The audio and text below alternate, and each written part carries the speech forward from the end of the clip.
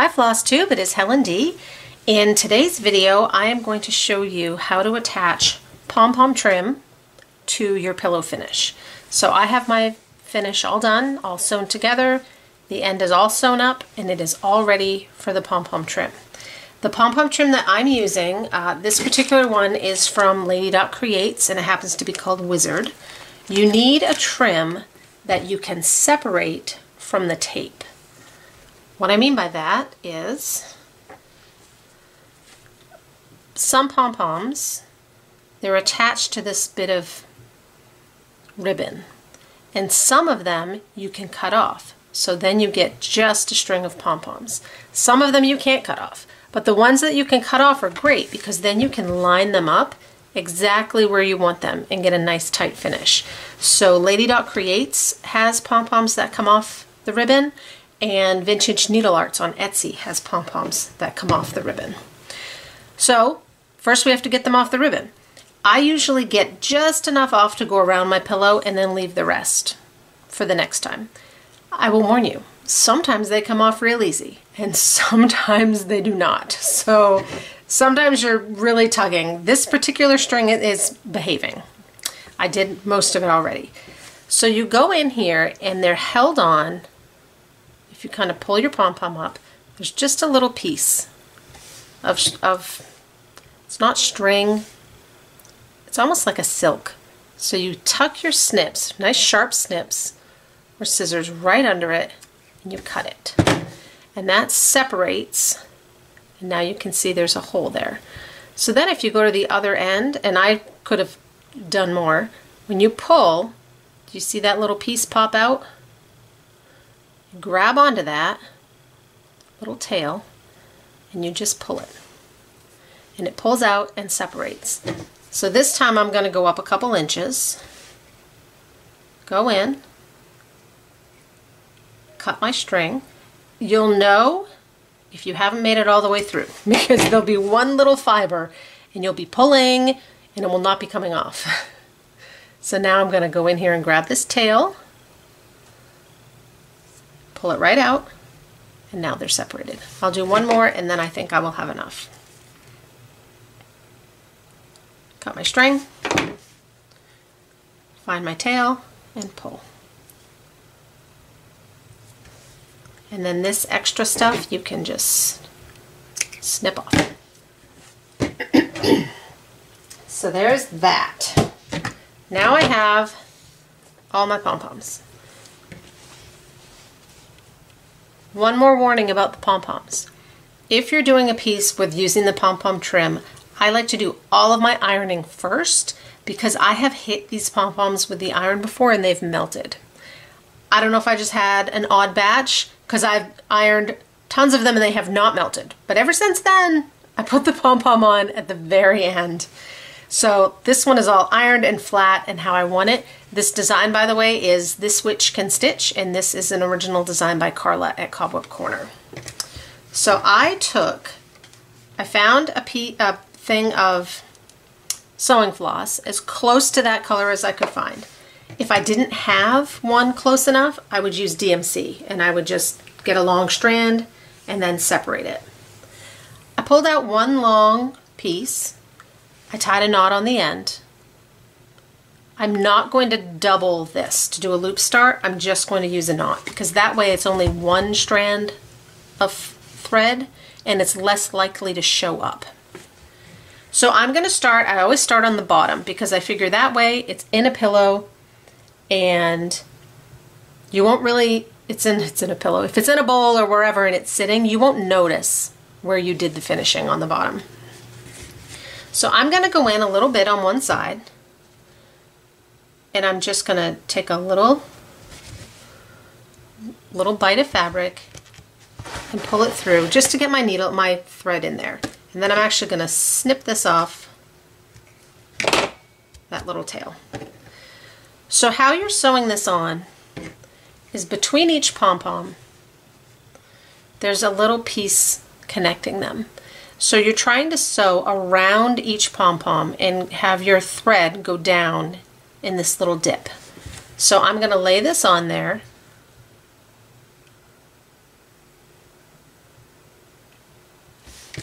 got a wonky pom-pom right here on the end that's kind of come loose, so I'm going to cut that one off, and then I know it will be wonky on my end. So I'm going to lay this on there and give myself like 2 or 3 extra poms. Take my thread, and to me it's always hardest at the beginning because my thread is so long and it gets in my way. So what I did is I'm under it, and then I went on top. It's kind of snugged in that little intersection, and then I'm going to take a stitch kind of horizontally. So I'm kind of at an angle so that when I come up, I'll be under the next dip. And I'm going to catch the corners because I always do.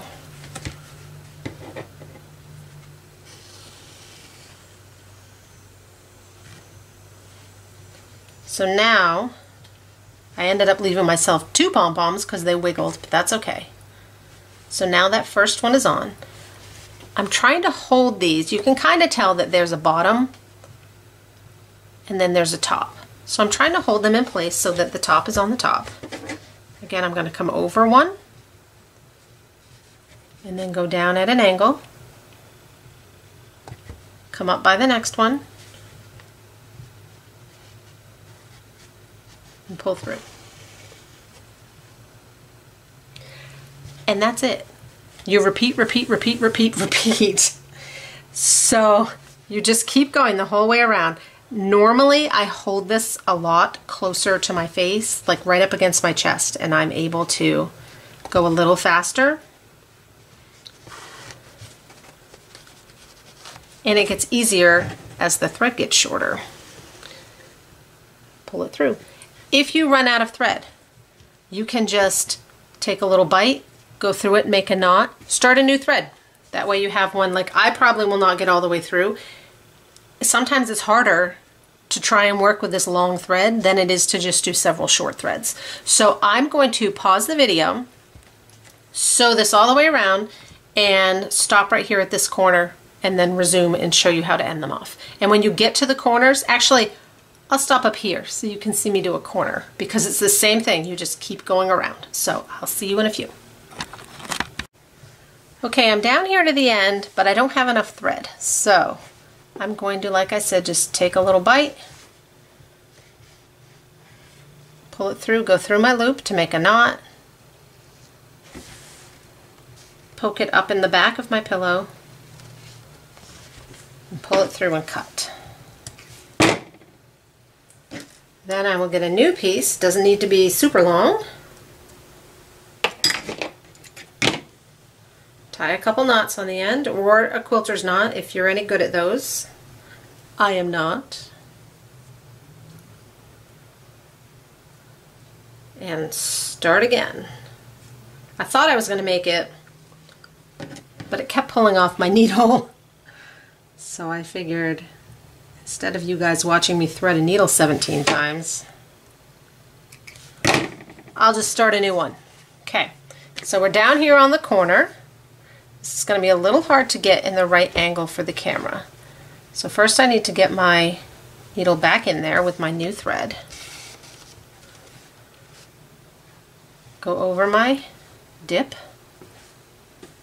And if I use my left hand to just keep those pom-poms so they're right side up, as I go around the corner, they just lay right where I need them to be.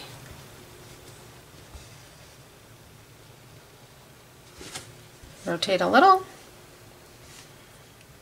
Now normally I'm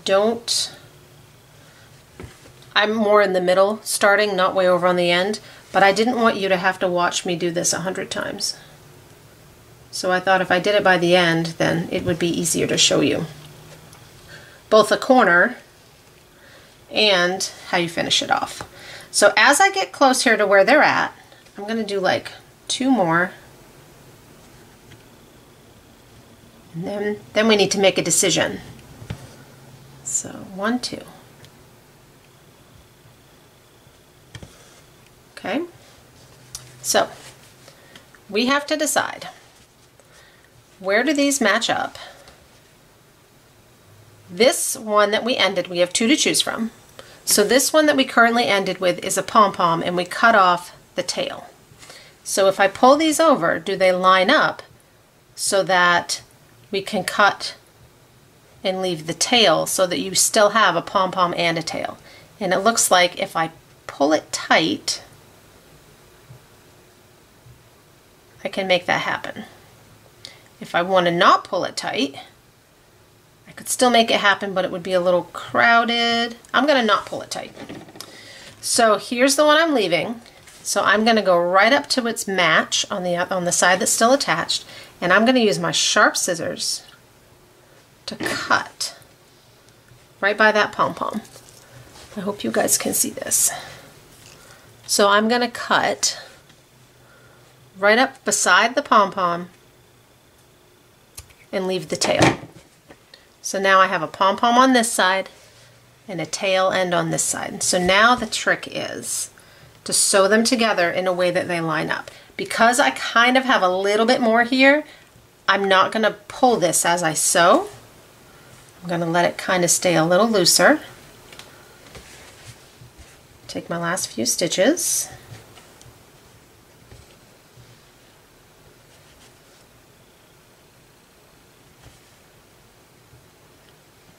Sorry, this is hard to do where I can see and you can see.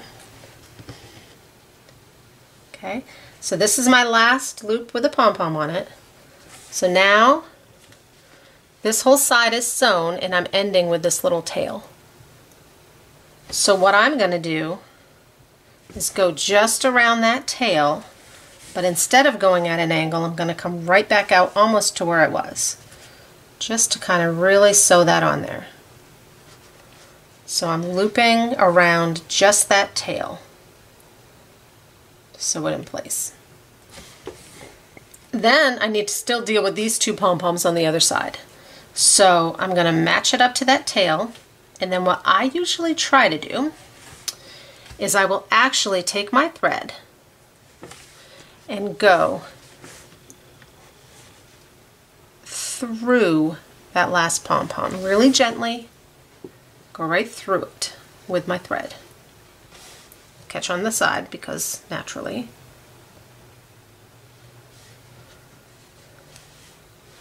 Okay, so nice and gentle here on my pom-pom. I don't want to pull it. So then I'll go to that dip on the other side. And again, these I'm kind of doing one at a time, not at an angle, to pull that down. And then this next one I will go at an angle because we had one more we had to secure to get that on there. So there's our edge. You can kind of tell it's right there. If you're real gentle, you can kind of poke that into place. The other thing sometimes I've done is taken just a smidge of the Aleene's glue and put it underneath that little tail if it's not behaving. So I'm going to go over horizontal, just one more palm just to get away a little bit from my end, and then flip around to the back.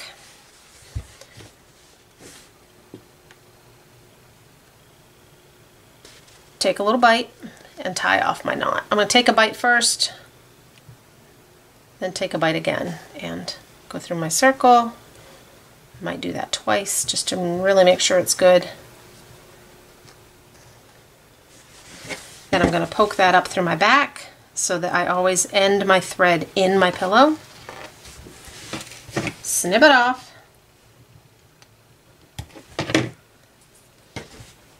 And we're done.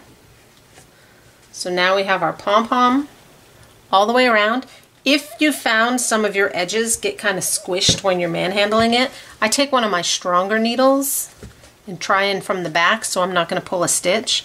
I will use it to kind of fluff those up a bit and get the yarn back in place. Sometimes when you're squishing it around, it falls out a little bit. So now you have pom-pom trim all around your pillow.